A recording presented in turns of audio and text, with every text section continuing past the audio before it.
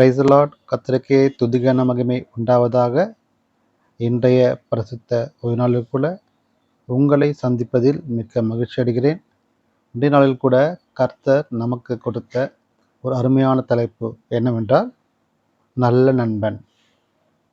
நல்ல நண்பன் என்பது ஒரு அற்புதமான ஒரு வார்த்தை. இந்த நல்ல நண்பன் யாருக்கெல்லாம் கொடுத்து வைத்திருக்கிறது? உங்களுடைய பொது வாழ்விலே யாருக்கெல்லாம் நல்ல நண்பர்கள் உள்ளார்கள்? நிறைய நண்பர்கள் இருக்கலாம். ஆனால் நண்பர்களில் சிறந்தவர் யார் என்று உங்களுக்கு தெரிந்திருக்கும், இருப்பார்கள் இல்லையா? ஸோ 1000 நண்பர்கள் இருந்தாலும் ஒருத்தர் தான் பெஸ்ட்டாக இருப்பாங்க எப்போவுமே இல்லையா? அதே போல தான் உலகத்தில் 1000 நண்பர்கள் இருந்தாலும் ஒரு உண்மையான நண்பன் என்று எதை குறிக்குது என்றால், அல்லது பரிபூர்ணமான அன்பு கொடுப்பவனே உண்மையான நண்பன் என்று நாம் சொல்கிறோம். அந்த பரிபூர்ணமான அன்பு, தூய்மையான அன்பு யார் கொடுப்பது? மனுஷனா? நீங்கள் நினைக்கலாம் ஒருவேளை மனுஷனாக தான் இருக்கலான்ட்டு. ஆனால் 2000 வருஷங்களுக்கு முன்பதாக நமக்காக தம் ஜீவனை கொடுத்து நமக்காக பாடுபட்டு நமக்காகவே வாழ்ந்தவர், நமக்காகவே இருந்தவர், இன்றும் இருந்து கொண்டிருப்பவர் யார்? அவர்தான் இயேசு கிறிஸ்து. நம்முடைய வாழ்க்கையிலே நாம் இவரை தெரிந்திருக்கிறோமா? அப்படி நாம் இவரை நல்ல நண்பனாக ஏற்றுக்கொண்டு இருந்தால் நம்முடைய வாழ்க்கை எப்படி இருக்கும்? நம்முடைய வாழ்க்கை ஆசீர்வாதமாக இருக்கும். நம்முடைய வாழ்க்கை பலனாக இருக்கும். நம்முடைய வாழ்க்கை பரிபூர்ண கிருபையால் நிறைந்திருக்கும். நம்முடைய வாழ்க்கை அனைவருக்கும் ஆசீர்வாதம் கொடுக்கின்றவர்களாக நம்மளை ஆண்டவர் மாற்றி வைத்திருப்பார். அந்த நன்மையை நீங்கள் பெற்றுக்கொள்ள வேண்டும் என்றால் நீங்கள் அவரை ருசி பார்க்க வேண்டும். அதாவது அவரை தேட வேண்டும். அவர் வசனத்தை நீங்கள் படிக்க வேண்டும். வசனத்துக்குள் நீங்கள் சென்று ஆண்டவர் என்ன சொல்கிறார் என்பதை நீங்கள் தியானித்து அதை ருசி பார்த்து அறிந்து கொள்ள வேண்டும். எந்த உணவையும் நம்ம ருசித்து சாப்பிட்டால்தான் அதுக்கு திருப்தி கிடைக்கும் இல்லையா? நமக்கு ஒருவேளை உப்பு இல்லாத உணவு, ஒருவேளை காரமான உணவாக நமக்கு சிலதை பிடிக்காமல் போகும்.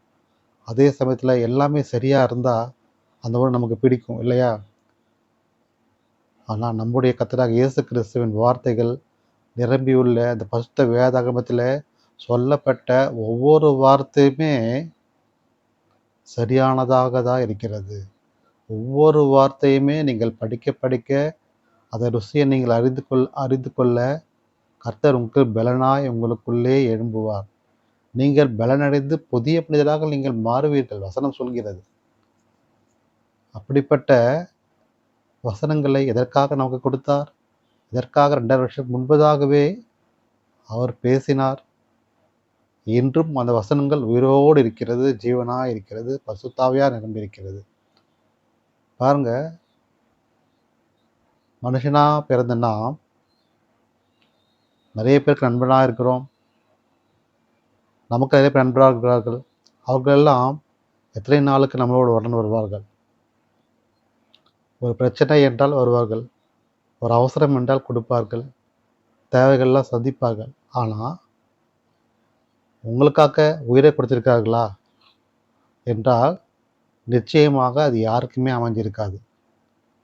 ஆனால் நம்முடைய கர்த்தராக இயேசு கிறிஸ்து நமக்காக, நம்முடைய பாவங்களுக்காக தன் உயிரை கொடுத்தார் என்று நீங்கள் அனைவரும் அறிந்திருக்கிறீர்கள். ஒருவர் அறியவில்லை என்றால் அறியாத மக்களுக்கு இயேசுவின் பிறப்பையும், அவர் வாழ்ந்த வாழ்க்கையும், அவருடைய இறப்பையும், அவர் உயிர் தெழுதலையும், அவர் வசனத்தையும் நீங்கள் எடுத்து சொல்ல வேண்டிய கடமை உங்களுக்கு உள்ளது.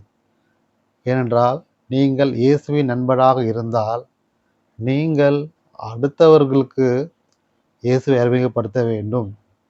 அப்படி அறிமுகப்படுத்துவது தான் நல்ல நண்பனுக்கான அடையாளம். யாருக்கு? இயேசுவின் நண்பனுக்கான அடையாளம் உங்களிடத்திலிருந்து வர வேண்டும்.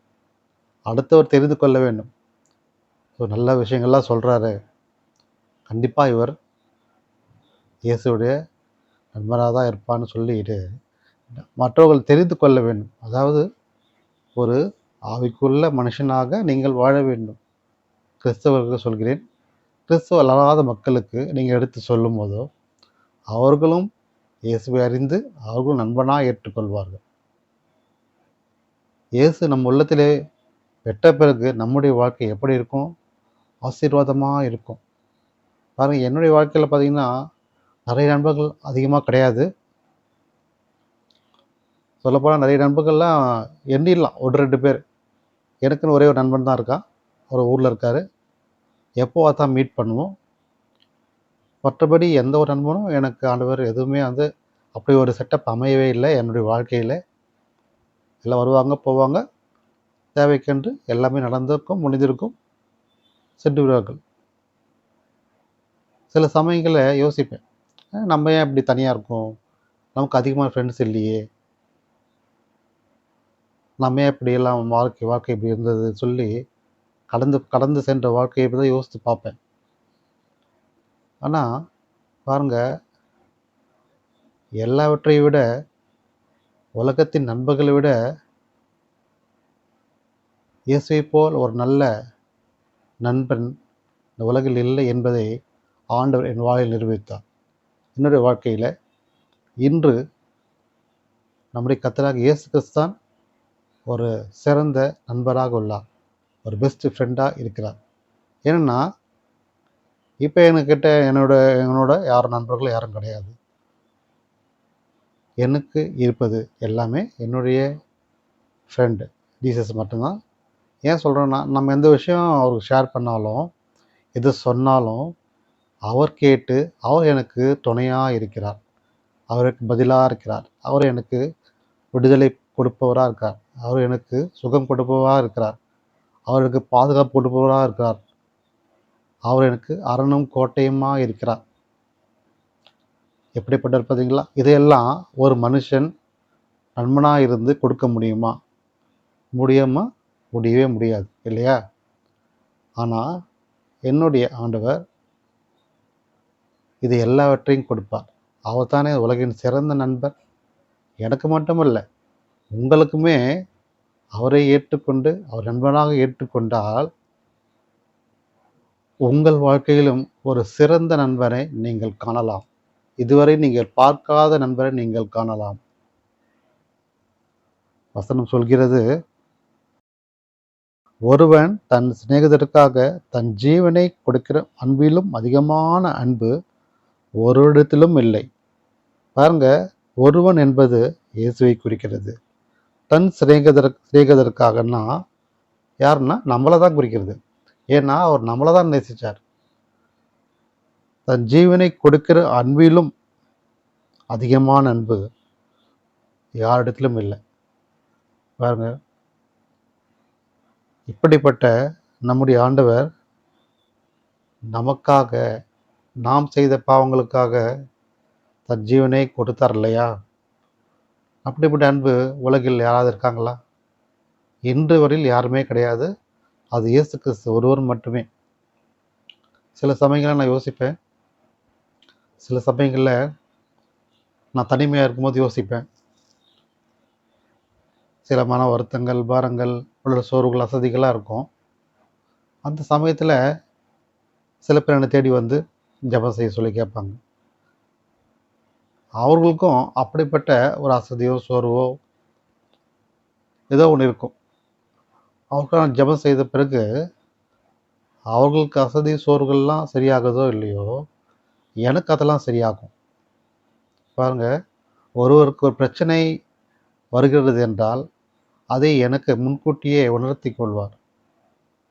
அது உணர்ந்து கொண்ட பிறகு அவர்கள் வந்து ஜெபம் செய்துவிட்டு சென்ற பிறகு தான் அதை நான் உணர்ந்து கொள்வேன். அவர்கள் ஜெபம் செய்துவிட்டு சுகம் கிடைத்தது என்று சொன்ன பிறகு தான் எனக்கு அது உணரும். நமக்கு அதெல்லாம் இருந்துச்சு, நம்ம மற்றவர்களுக்காக ஜெபம் செய்தோம். அந்த ஜெபம் செய்துட்டு அவர் சுகத்தை ஆண்டவர் கொடுத்தார். அவர் வார்த்தையின் மூலமாக, ஜெபத்தின் மூலமாக அதை எனக்கு உணர்த்தினார்.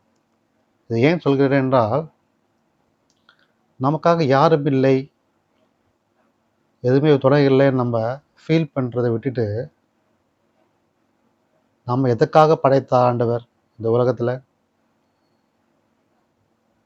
தனிமையாக இருப்பதற்காக அல்ல, மற்றவர்களுக்காக உன்னுடைய வாழ்க்கையை இயேசுக்கு ஒப்பு கொடுத்து அவர் வார்த்தைகளை மற்றவர்களுக்கு பரிமாறி மற்றவர்களுக்காக ஜெபம் செய்ய வேண்டும், அந்த ஊழியத்தை செய்ய வேண்டும்.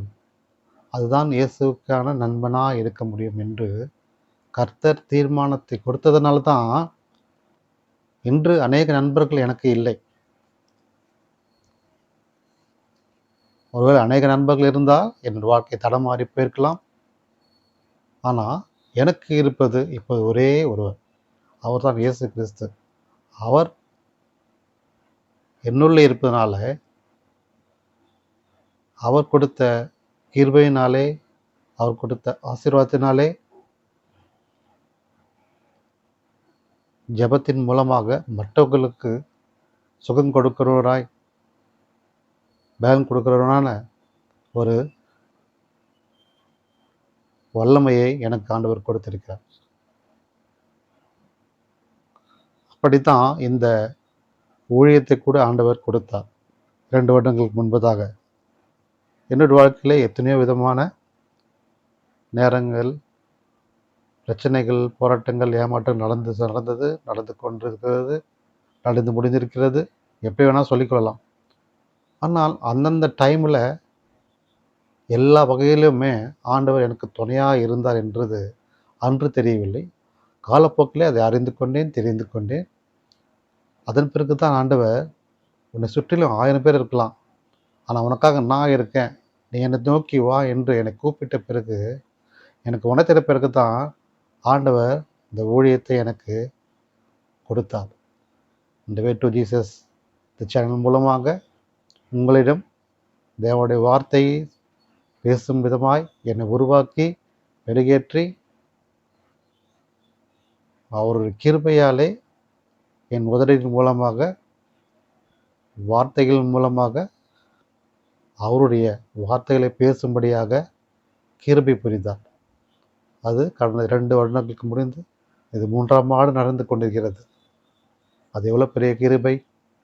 பேசவே தெரியாத எனக்கு இவ்வளோ விஷயங்கள் பேசும்படியாக, வீடியோஸ் போடும்படியாக, பாடல்கள் பாடும்படியாக, நற்செய்திகள் சொல்லும்படியாக, ஜெபிக்கும்படியாக இது எல்லாமே ஆண்டவர் கொடுத்தார். ஏனென்றால் அவர் நண்பனான பிறகு, அதற்கு முன்பு ஒரு தூரத்து நண்பனாக இருந்தார். எப்போது நாம் அருகில் சேர்த்து கொண்டேனோ, அவரோடு நானும் ஒன்றாக க்ளோஸ் ஆனோமோ, அன்றிலிருந்து இன்று வரை அவர் எனக்குள்ளே வாழ்ந்து வருகிறார். அதனால தானே இந்த வே டு ஜீசஸ் சேனல் உருவானது. இன்று அநேகருக்கு ஆசீர்வாதமாக நடந்து கொண்டிருக்கிறது. இந்த சேனல் மூலமாக பார்த்து கொண்டிருக்கிற ஒவ்வொரு மக்களுக்கும் இந்த சாட்சி கூட உங்களுக்கு ஒரு ஆசீர்வாதமாக இருக்கும். ஏனென்றால் நீங்களும் ஒருவேளை தனியாக இருக்கிறேன், எனக்கு யாரும் இல்லை என்று நீங்கள் நினைத்து கொண்டிருக்கலாம். ஆனால் நீங்கள் இயேசுவினிடத்தில் வாங்க, வந்து பாருங்கள். அவரை போல சிறந்த நண்பன் இந்த உலகில் எவருமே இருக்க முடியாது. அவரை நீங்கள் நண்பனாக ஏற்றுக்கொண்டால் உங்கள் வாழ்க்கை ஆசீர்வாதமாய் மாற்றப்படும். தனிமையாக இருந்த உங்கள் வாழ்க்கை ஆண்டவர் பரிபூரண கிருபையால் நிறைவாக்குவார். உங்களை சுற்றிலும் ஒரு பெரிய பலத்தை காண்பீர்கள். ஒரு படையை இருக்கிறது போல உணர்வீர்கள். தனியாக இருக்கிறது தோணாது. உங்களை சுற்றிலும் ஒரு படை வீரர்கள் இருப்பது போல உணர்வு வரும். காரணம் என்ன தெரியுமா? உன்னை சுற்றிலும் தேவ தூதர்கள் ஆண்டவர் வைத்திருப்பார். நீ தனிமையாக இல்லை, உன்னை சுற்றிலும் ஒரு பாதுகாப்பு அரண், பாதுகாப்பு கோட்டையாக அவர் முழுதாக நிரம்பியிருப்பார். அதை நீங்கள் உணர்ந்து கொள்ளலாம். அப்படிப்பட்டதான் நம்முடைய ஆண்டவர். நீங்கள் அதை சற்று சிந்தித்து பார்த்து இதுவரை உங்களுக்கு ஏமாற்றமோ, குற்றங்களோ, குறைவுகளோ, பிரச்சனைகளோ, போராட்டங்களோ எதுவாக இருந்தாலும் நீங்கள் அவரை முழு மனதாக ஏற்றுக்கொண்டு ஒரு உண்மையுள்ள விசுவாசமான வாழ்க்கையை நீங்கள் அவரை ஏற்றுக்கொண்டு அவர் வழியில் நடந்து நீங்கள் வாழ்வீர்களானால் நீங்கள் பரிபூர்ண ஆசீர்வாதத்தை பெற்றுக்கொள்வீர்கள். வசனம் சொல்கிறது, உண்மையுள்ள மனுஷன்தான் பரிபூர்ண ஆசீர்வாதத்தை பெறுவான் என்று. ஸோ நீங்கள் உண்மையுள்ள மனுஷனாக நீங்கள் மாற்ற வேண்டும், ஆற வேண்டும். அப்போதான் பரிபூர்ண ஆசீர்வாதத்தை ஆண்டவர் உங்களுக்கு கொடுப்பார். அதுதான் ஆண்டவர் நமக்கு கொடுத்த மகிமை. அநாதி சிநேகத்தால் உன்னை சிநேகித்தேன், காருண்யத்தால் உன்னை இழுத்துக் கொள்வேன் என்று ஆண்டவர் சொன்ன வாக்குத்தத்தத்தின்படி என்னை இழுத்து கொண்டார். அதே போல உங்களையும் ஆண்டவர் நிச்சயமாக இழுத்துக்கொள்வார். ஒருவேளை நீங்கள் பாவத்தில் விழுந்திருக்கலாம், சாபத்தில் இருக்கலாம், சுகவீனமாக இருக்கலாம், பலவீனமாக இருக்கலாம், சோர்ந்து போயிருக்கலாம், தனிமையில் இருக்கலாம், ஏமாற்றம் அடைந்திருக்கலாம், பலவீனமாக இருக்கலாம், பாவத்தில் சிக்கி தவித்து கொண்டிருக்கலாம். எதுவாக இருந்தாலும் அனைத்தையுமே நம்முடைய கர்த்தராக இயேசு கிறிஸ்துவிடத்தில் வந்து ஒப்பு கொடுத்து நீங்கள் ஜெபம் செய்யும் போது ஒவ்வொரு நாளும் உங்களுடைய ஜெபத்தை ஆண்டவர் கேட்பார். நீங்கள் ஒரு நாள் மட்டும் ஜெபம் செய்து விட்டுவிடக்கூடாது. ஒவ்வொரு நாளும் உங்களுடைய குறைவுகள் எல்லாற்றையும் நீங்கள் சொல்ல சொல்ல உங்கள் குறைவுகளெல்லாம் அவருடைய மகிமையினாலே அனைத்தையும் நிறைவாய் மாற்றுவார். வசனம் சொல்கிறது, உங்கள் குறைவுகளெல்லாம் இயேசு கிறிஸ்துவின் மகிமையால் நிறைவாய் மாறும். அவருடைய மகிமையால் நிறைவாய் மாறும் எதுவாக இருந்தாலும்.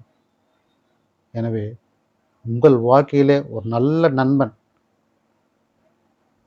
வேண்டுமென்றால் மனுஷனை நம்புவதை பார்க்கிறோம், கர்த்தரின் பேரில் பற்றுதலாக இரு. அவரே தான் உங்களுக்கு உண்மையான ஒரு நல்ல சிநேகிதனாக இருப்பார், நல்ல நண்பனாக இருப்பார், நல்ல தோழனாக இருப்பார், நல்ல தந்தையாக இருப்பார், நல்ல தாயாக இருப்பார், நல்ல சகோதரனாக இருப்பார், நல்ல சகோதரியாக இருப்பார், நல்ல சொந்தமாக இருப்பார். அனைத்துமாக ஆண்டவர் இருப்பார். அவர் தான் நம்முடைய கர்த்தராக இயேசு கிறிஸ்து. இந்த நிமிஷம், இந்த நொடி நீங்கள் அவரை ஏற்றுக்கொண்டு இதுவரை நீங்கள் பட்டும் படாமலும் கண்டும் காணாமலும் எங்கேயோ தொலைதூரத்தில் இருந்து ஒரு கிறிஸ்துவ வாழ்க்கையில் நீங்கள் ஆண்டவருக்கும் உங்களுக்கும் நெருக்கம் இல்லாமல் இருந்தால்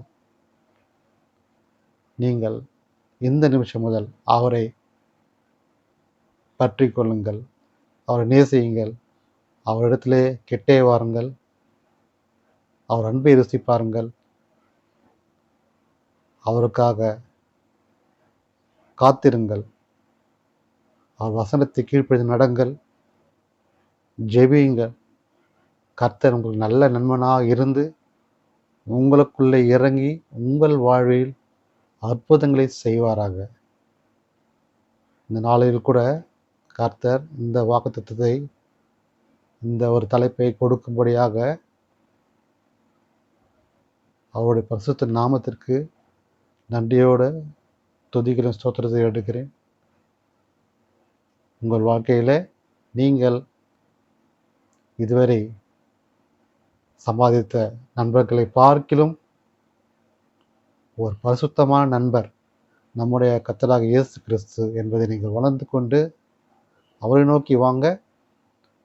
அந்த பரிசுத்த ஆசீர்வாதத்தை பெற்றுக்கொண்டு அநேகருக்கு அவர் வார்த்தைகளை சொல்லி மற்றவர்களையும் நான் இயேசுவின் நண்பராக ஏற்றுக்கொள்ளும்படியாக, அவரை ருசி பார்க்கும்படியாக ஒரு ரட்சிப்பின் எழுப்புதலை நீங்கள் கொடுக்க கர்த்தர் உங்களுக்கு அருள் புரிவாராக.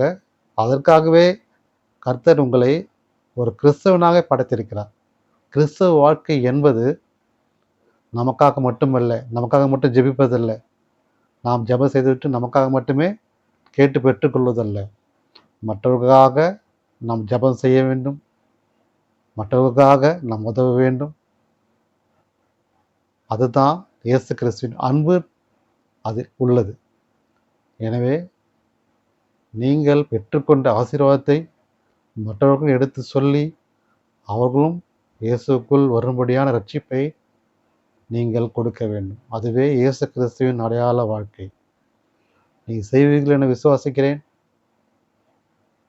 கர்த்தர் மேல் நம்பிக்கையா இருங்கள். நம்பிக்கையா இருக்கிற மனுஷன் பாக்கியவான். அவரே நல்ல சிநேகிதன், நல்ல மேய்ப்பன், நல்ல நண்பன். அவரே நம்மளை மேய்ப்பராக இருக்கிறார். கர்த்தருக்கு பரிசுத்த நாமத்துக்கு ஸ்தோத்திரம். நான் ஜெபம் செய்வோம். ஸ்தோத்திரம் கர்த்தாவே, இதோ இந்த புதிய நாளில் கூட உம்முடைய நல் வார்த்தையில் பேசும்படியாக நீ கொடுத்த நல்ல நேரத்துக்கு நன்றி கர்த்தாவே. இந்த நாளில் கூட சாமி, நீர் எனக்கு கொடுத்த நல்ல நண்பன் என்ற தலைப்பின் மூலமாக கர்த்தாவே, நீர் எங்கள் வாழ்க்கையிலே நல்ல நண்பனாக இருந்து கொண்டிருக்கிறேன், இனிமேலும் இருப்பீர் என்று விசுவாசிக்கிறேன் கர்த்தாவே. நான் பெற்றுக்கொண்ட உம்முடைய அன்பை மற்றவர்களும் பெற்றுக்கொள்ளும்படியான இந்த வார்த்தைகள் மற்றவர்களுக்கு சேரும்படியாக இருக்கும்படியாக ஜெபிக்கிறேன் கர்த்தாவே. அவர்களும் இந்த வார்த்தையின் மூலமாக உண்மை அவர்கள் நல்ல நண்பராக ஏற்றுக்கொள்ளும்படியாக அவர்களுக்கும் நீர் நல்ல விசேஷித்த வாழ்க்கையை கொடுக்கும்படியாக ஜெபிக்கிறேன் கர்த்தாவே. நாங்கள் கேட்பதற்கு முன்பதாகவே நீங்கள் என்ன செய்வீர்கள் என்று நாங்கள் நினைத்திருக்கிறோம் கர்த்தாவே. கேட்பதற்கு மேலாக நீ செய்வீர் என விசுவாசிக்கிறேன் கர்த்தாவே. ஆம்சாமி, என் நினைவுகள் உன் நினைவுகள் அல்ல என்று நீ சொன்னீர் கர்த்தாவே. ஆம்சாமி, நாங்கள் 1000 நினைக்கலாம் கர்த்தாவே, ஆனால் உங்கள் நினைவுகள் என்பது வேறு. நாங்கள் ஒன்று நினைத்தால் நீங்கள் அது 2 மடங்காக கொடுப்பீர் என விசுவாசிக்கிறேன் கர்த்தாவே. எங்களுடைய பரிசுத்த ஆசீர்வாதமான இந்த வாழ்க்கையில் கூட கர்த்தாவே, பெற்றுக்கொண்ட உம்முடைய நல்வார்த்தைகளும் உம்முடைய அருளும் நாங்கள் மற்றவர்களுக்கு எடுத்து சொல்லும்படியான ஒரு வாழ்க்கை வாழும்படியாக எங்கள் வாழ்க்கையை அமைத்துக்கொள்ள நாங்கள் ஜெபிக்கிறோம் கர்த்தாவே. எங்கள் நல்வழிப்படுத்துங்க. தடையாய் உள்ள எல்லாவித பாதைகளும் எடுத்து போடப்பட்டு, தடைகள் எல்லாம் உடைத்து போடப்பட்டு, உம்முடைய கிருபையும் ஆசீர்வாதமும் எங்களுக்கு கொடுக்கும்படியாக எங்கள் வழிவாசல்களை திறந்து எங்கள் வாழ்க்கையை பிரகாசிக்கும்படியான ஜெபிக்கிறோம் கர்த்தாவே. அதற்காய் நீர் எங்களை வழிநடத்துங்க, பயன்படுத்துங்க, எங்களை ஆசீர்வதிங்க. இந்த செய்தியை கேட்டுக்கொண்டிருக்கிற ஒவ்வொரு மக்களுக்காக ஜெபிக்கிறோம். ஆசீர்வதிங்க. தொடர்ந்து நாங்களுடைய நாமம் நாங்கள் உயர்த்தும்படியாக எங்கள் வாழ்க்கையை ஒப்புக்கொள்கிறோம் கர்த்தாவே. எங்கள் இறுதி மூச்சு உள்ளவரை நீரே எங்களுக்கு நல்ல நண்பராக இருக்கும்படியாக நாங்களும் உங்களை மட்டுமே நல்ல நண்பராக ஏற்றுக்கொண்டு வாழும்படியாக அநேகருக்கு ஒரு சாட்சியுள்ள பிள்ளைகளாக இருக்கும்படியாக ஜெபிக்கிறோம் கர்த்தாவே. எங்களையும் எங்கள் குடும்பத்தாரையும் பிள்ளைகளையும் இந்த செய்தி கேட்டுக்கின்ற ஒவ்வொரு குடும்பத்தாரையும் பிள்ளைகளையும் ஆசீர்வதிங்க கர்த்தாவே. வழிநடத்துங்க. உமது கிருபையின் கரம் தாங்குவீராக சாமி. உமது பரிசுத்த வார்த்தைகளை பேசிக்கொண்டிருக்கிற ஒவ்வொரு சகோதர சகோதரிகளுக்காக ஜெபிக்கிறோம் கர்த்தாவே. அவர்களுக்காக நீர் அவர்கள் நல்வழிப்படுத்துங்க, ஆசீர்வதிங்க, துணையாக இருங்க சாமி. இந்த ஊழியத்தை செய்கின்ற ஒவ்வொரு மக்களையும் அவர் வாழ்க்கையும் நீர் இன்னும் அநேகருக்கு ஒரு சாட்சியுள்ள பிள்ளைகளாக இருக்கும்படியாக, அநேகருக்கு ரட்சிப்பை கொடுக்கின்றவர்களாக இருக்கும்படியாக எங்களை பயன்படுத்துவீராக, வழிநடத்துவீராக சாமி. தொடர்ந்து உமது கிருபையின் கரம் தாங்குவீராக. நாங்கள் எடுக்கின்ற முயற்சிகள், செய்கின்ற செயல்கள், எல்லாவித முடிவுகளும் சாமி உமக்கு சமர்ப்பிக்கிறோம் கர்த்தாவே. எல்லாம் உம்மால் மட்டுமே நடக்கும் என்று விசுவாசிக்கிறேன் கர்த்தாவே. ஜெயமோ கர்த்தரால் வரும் என விசுவாசிக்கிறேன் கர்த்தாவே. ஆசீர்வதிங்க, வழிநடத்துங்க. மீட்பர் இயேசு கிறிஸ்து மூலமே வேண்டுகிறோம் ஜீவனுள்ள பிதாவே, ஆமேன். என் ஆத்மாவே கர்த்தரை ஸ்தோத்திரி, என் முழு பரிசுத்த நாமத்தை ஸ்தோத்திரி. என் ஆத்மாவே கர்த்தரை ஸ்தோத்திரி, கர்த்தர் செய்த சகல உபகாரம் மறவாதே. ஆமேன். Praise the Lord. கர்த்தருக்கே துதி கன மகிமை உண்டாவதாக. மீண்டும் உங்களை சந்திக்கும் வரை உங்கள் வாழ்க்கை சந்தோஷத்தோடும் சமாதானத்தோடும் ஆசீர்வாதத்தோடு இருப்பதாக. ஆமேன்.